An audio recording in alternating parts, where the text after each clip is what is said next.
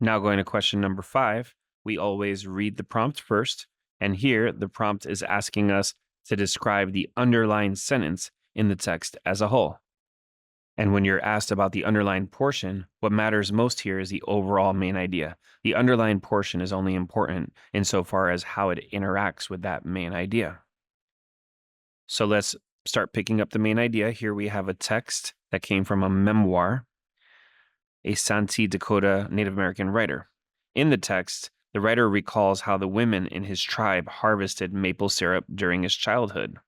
Now the women began to test the trees, moving leisurely among them, axe in hand, and striking a single quick blow to see if the sap would appear.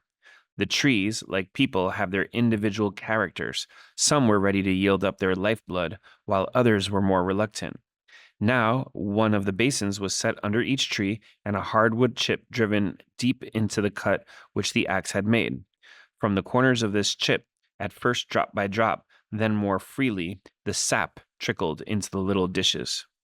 So here we're getting an account of a Native American method for extracting sap from trees, maybe maple syrup. And so now how does the underlying sentence interact with that idea?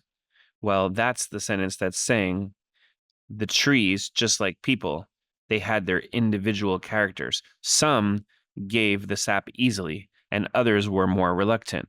So it's kind of comparing the trees to people in the sense that they're all different from one another. And let's start looking at the answers. A says it's portraying the range of personality traits. That sounds pretty good. Displayed by the women. So you always have to read to the end because a lot of times the beginning of the answer choice sounds pretty good. But as you get deeper into it, there's a little word or phrase that destroys it. So now looking at B, it foregrounds the beneficial relationship between humans and maple trees. Maybe. I might say that's a good second choice if there were nothing better.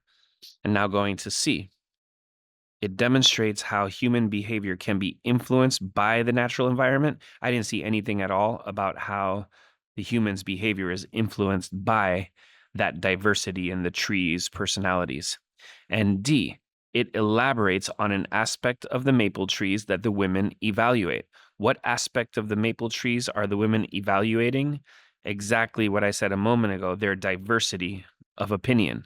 Some were ready to cooperate with the humans and others not so much. So that's the aspect that the women are evaluating. And the answer here is D.